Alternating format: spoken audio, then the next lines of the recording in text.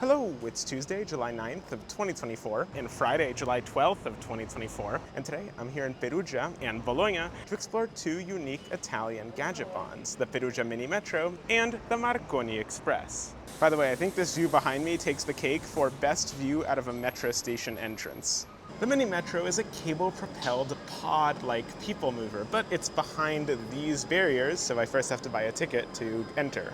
And this here behind me is the fare chart, which is very complicated for such a small system. That's kind of a lie though, because all you have to know is that one ride is €1.50, and that ticket is valid for 70 minutes after the first validation. This is the weirdest font on a ticket machine I've ever seen, but anyway, single, and yep, it's $1.50.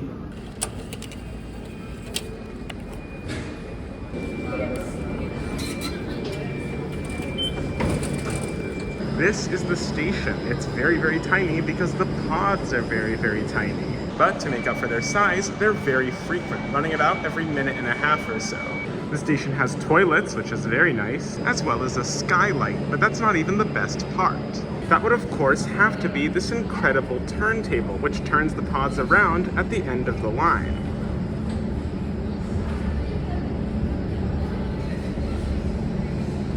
Before I board, I'm going to pass you over to future Nathan to explain a little bit more about where we are and where we're going.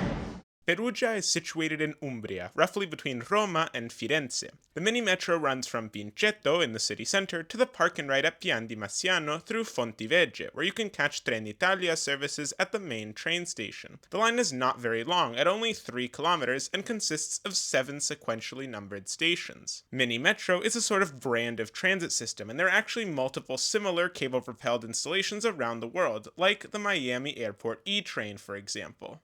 Wow, these are very red.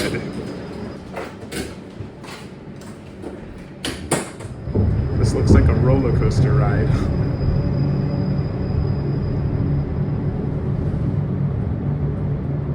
Speed is definitely not one of this system's strong points.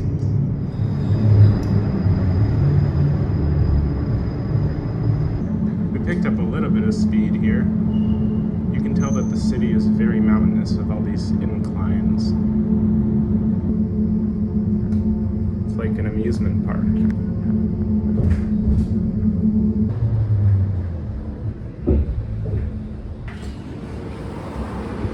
I got off here at Fontivegge because this is where you can connect to mainline train services. It's also coincidentally right in the middle of the line. The train station is right over there, and the tracks come down here and actually turn into one single track because the route to Perugia is single tracked, even though trains are decently frequent, more frequent than the US at least.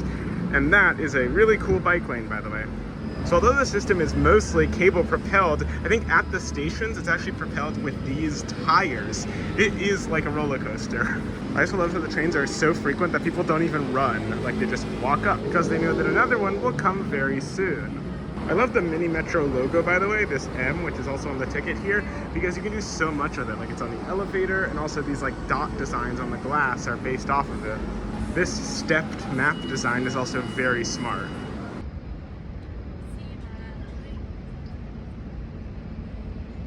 Anyway, enough gushing. I have a complaint. Actually, 2 complaints. The first is that, considering how modern the system is, it opened in 2008, it's insane to me that the pods don't have announcements. I guess it's pretty easy to just look out the window and see, but they should just have announcements like all the other metro systems in the country. My second complaint is that for a city where in the summer its streets are filled with tourists until like midnight, it's ridiculous that this automatic system closes at 9 p.m. and even earlier at 8 p.m. on Sundays. Ugh, I guess I'll have to wait for the next one because I won't be able to see out of this window. Okay, this one will do.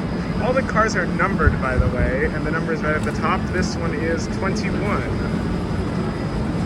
Yeah, I have the pod all to myself. That was very cringy. Oh, the pod number is also right here on the inside, by the way, right next to the nice line diagram. I really love the signage on the system. So the pods have a little bit of flip-down seating, as well as these designated bicycle spots. This is a very tight curve. This is an oddly specific warning. Huh. I just realized that there's no air conditioning here, so the only fresh air you'll get is from these little windows up here, but they are open.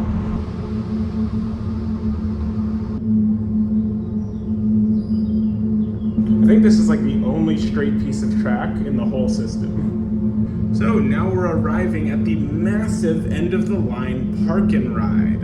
So I think that the main reason that this system was built was actually to alleviate car traffic from the very historic city center, which is why this huge park and ride exists. I've decided to stay in the car after the last stop. I want to see if the turntable is cool. Oh, I'm spinning. This is really cool. Oh, you can look down there. That's cool.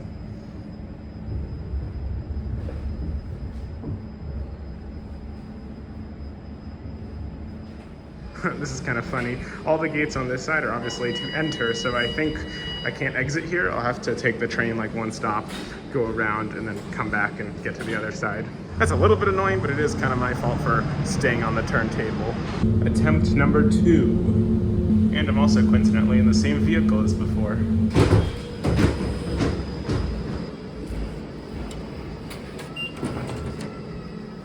This is an extremely weird area, by the way. There's these stores, so it kind of looks like a weird downtown center, but just behind them is the park and ride. I guess the stores are very convenient for people who drive here and want to take the Minimetro, and they can just pass by the stores and buy something from the pharmacy or something if they want to. There's also a bike share station here, so that's an option as well. I did realize that my microphone was not working in this section of the video, which is a huge bummer, so I'll try to get it working for the next section in Bologna. Hello, Nathan, in a few days. Hello, I got the mic working again. The receiver cable is broken, but if I bend it in the right way, it works. I'm here at Bologna Centrale, which is massive. There are 24 platforms broken down into 9 main, 4 east, 7 west, and 4 underground high-speed platforms. The Marconi Express is at the other end of the station, which requires navigating a maze of hallways with mediocre signage. The signs say the airport is that way, but it's actually this way.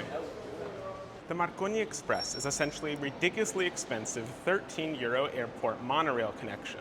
But before I dive too deep, I'm going to pass you over to future Nathan once again to go over the route in more detail. Bologna is located in the Emilia-Romagna region of northern Italy. The Marconi Express runs for 5 kilometers from the central station to the Bologna-Guglielmo Marconi Airport, with a single lonely intermediate stop at Lazzaretto. Before I board, I need to buy a ticket, of course, but you can use contactless payments. There are 2 ticket machines, this one and the one outside of this little section, which always has a line. I don't know exactly why people don't just go to this one. You can buy 2 tickets. You can buy just to Lazzaretto, so if I click here, just Lazzaretto, that would be $2.30. But if you want to go to the airport, you're going to have to pay the expensive €12.80, €13, or you can get the return, which is slightly cheaper. Just outside the barriers is this incredible dual language touchscreen, which includes a bunch of information like a little map of where the trains are and how long you have to wait. You can even see departures from the central station. If I click here, you can expand them. I can close them. And then I can even see airport departures here. So I can see all the flights leaving right now. This platform is extremely short, but because the monorail vehicles are only 1 car long with 2 doors, kind of similar to the Minimetro, it can actually fit 2 of them. So there's one parked over there that's not in passenger service.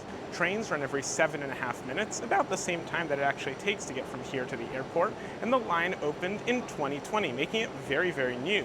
I really like the design of the station, and I also think these lights kind of look like shower heads. In arrivo nel settore 1. Train to airport arriving in sector 1. Oh, it's actually 2 cars, or these little pods. Can't get a good shot because of all these dots. But the train is zooming. It's very fast. I think it goes 45 miles an hour, 70 kilometers an hour, something like that.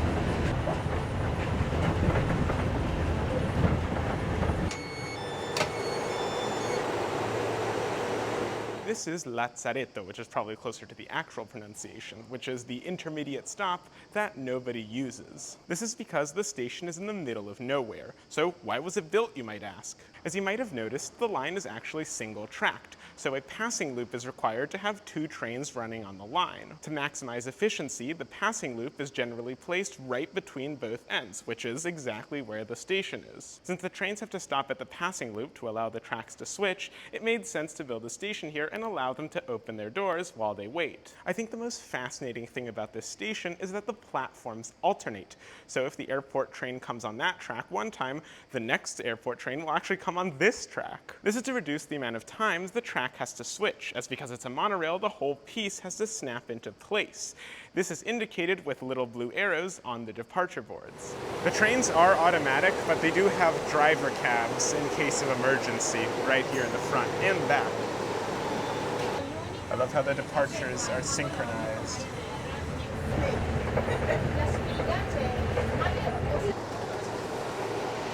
I've arrived at the airport station. The service is very fast. The Express in Marconi Express is definitely fitting. This station is pretty much identical to all the others, except for the fact that the platform is about twice as wide, which makes sense because there seems to be more passengers waiting here.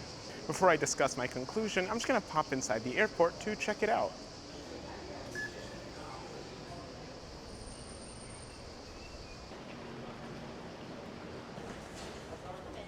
So this is the departures floor, but I think the ticket counters are downstairs. Here's the check-in area. I think this is a great place to transition to my conclusion. Gadgetbahns are generally considered a bit stupid, so do I think that these were any good?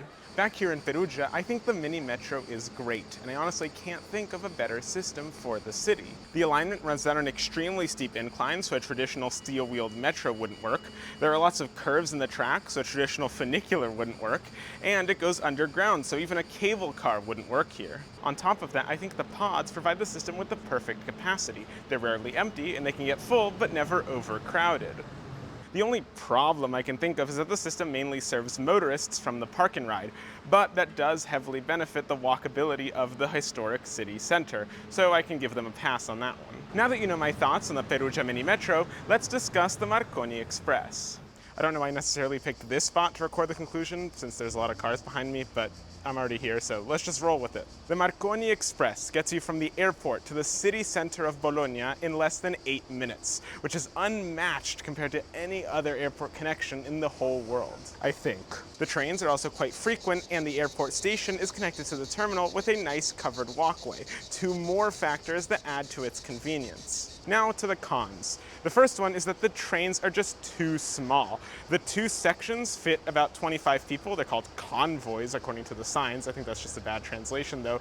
But they just need more space because they fill up all the time. And almost every single train is jam-packed.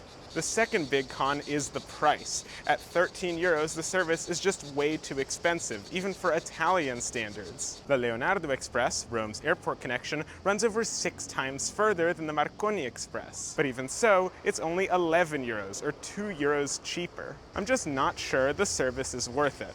But if I imagine spending 200 euros on a flight, another 13 wouldn't break the bank.